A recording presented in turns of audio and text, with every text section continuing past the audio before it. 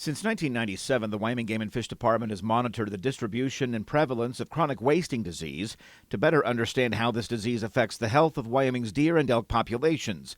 Now identified in most of Wyoming, continued monitoring of CWD is important to help understand the potential impacts of the disease and evaluate management actions for deer and elk.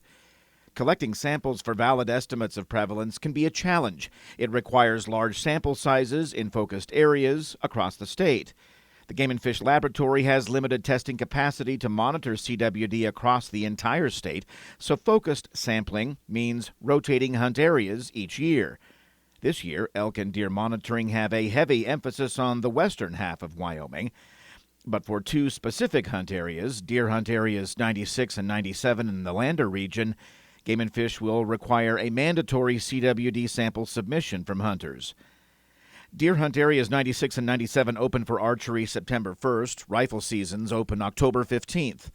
Hunters are key in helping Game and Fish understand CWD and achieve monitoring goals, so it's important to note here that even if you harvest a deer or elk outside the mandated sample areas or the focused surveillance areas, you can still submit a sample of your animal for testing. Hunters may be unaware that their healthy-looking deer, elk, or moose could be positive for CWD.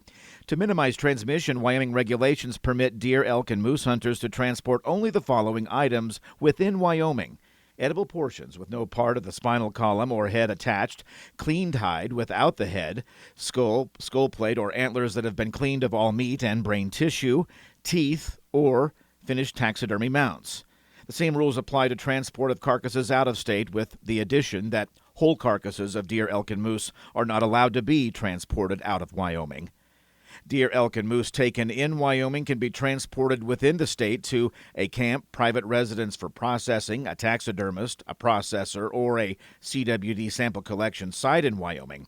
But the head and all portions of the spinal column must remain at the site of the kill or disposed of in any approved landfill or approved incinerator in Wyoming.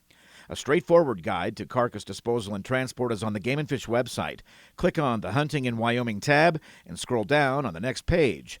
A list of disposal sites is also there. This is Ray Hageman with the Wyoming Game and Fish Department.